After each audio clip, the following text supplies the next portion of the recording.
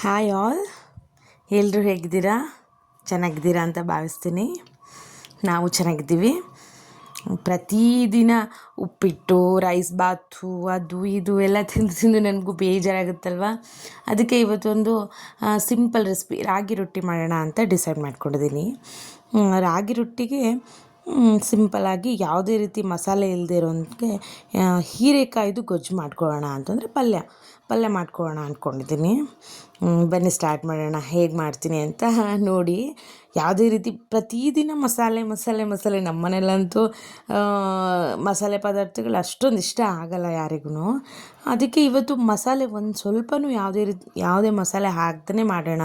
ಅಂದರೆ ಟೊಮೊಟೊ, ಈರುಳ್ಳಿ, ಬೇಸಿಕ್ ಈರುಳ್ಳಿ, ಟೊಮೊಟೊ ಮತ್ತು ಮೆಣಸಿನ್ಕಾಯಿ ಅಷ್ಟೇ. ಮೆಣಸಿನ್ಕಾಯಿ, ಕೊತ್ತಂಬರಿ, ಕರಿಬೇವು ಇಷ್ಟರಲ್ಲೇ ಮಾಡಿಕೊಂಡು ಒಂದು ಸಿಂಪಲ್ ಪಲ್ಯ ಮಾಡೋಣ ಅಂತ ಡಿಸೈಡ್ ಮಾಡಿದ್ದೀನಿ.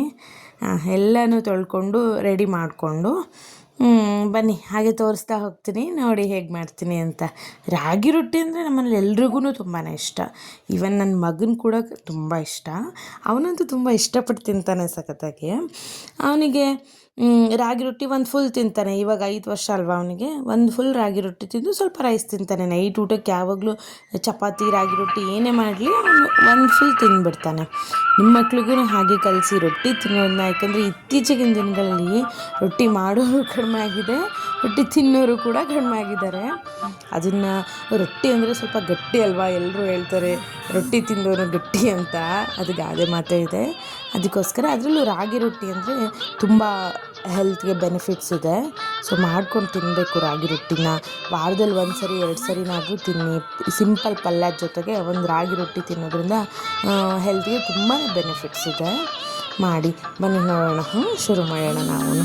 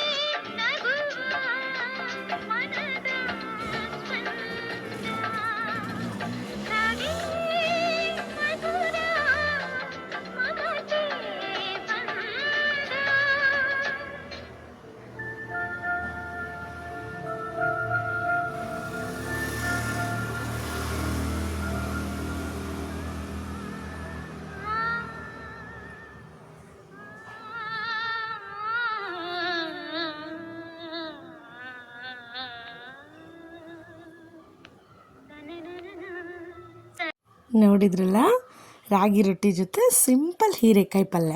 ನೀವು ಮನೇಲಿ ಮಾಡ್ಕೊಳ್ಳಿ, ತಿಂದು ಹೇಗಿತ್ತು ಅಂತ ನನಗೂ ಹೇಳಿ. Thank you. ನೋಡಿ